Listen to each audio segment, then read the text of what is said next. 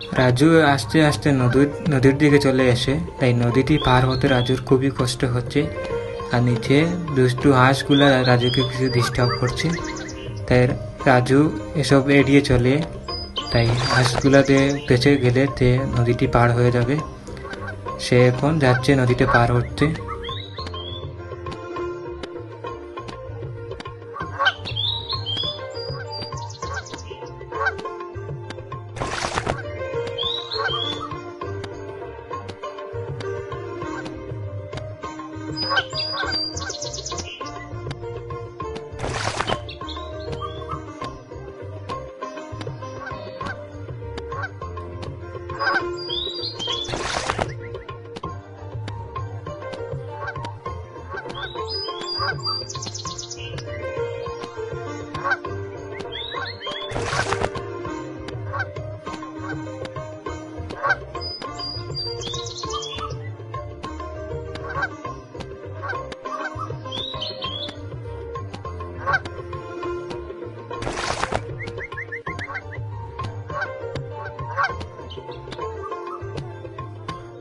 এরই মধ্যে রাজু নদীটি পার হয়ে গেল।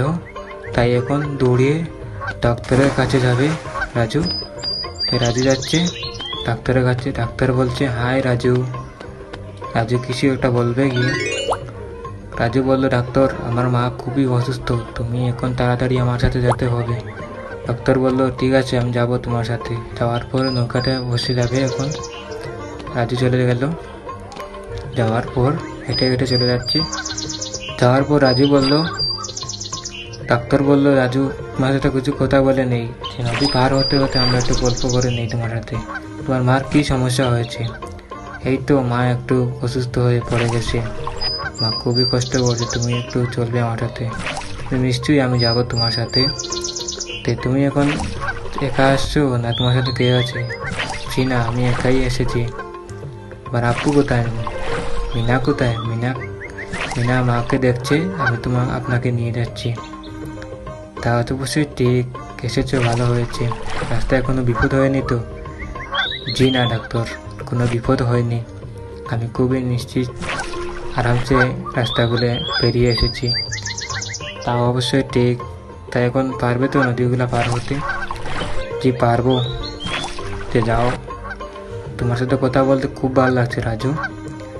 জি, আমি খুবই চিন্তায় ছিলাম মাকে নিয়ে। আপনি গেলে আমার মা কিছু সুস্থ হয়ে উঠবেন। তা অবশ্যই আমি যাব। তো এখন তুমি নাও বেতে পারবে তো?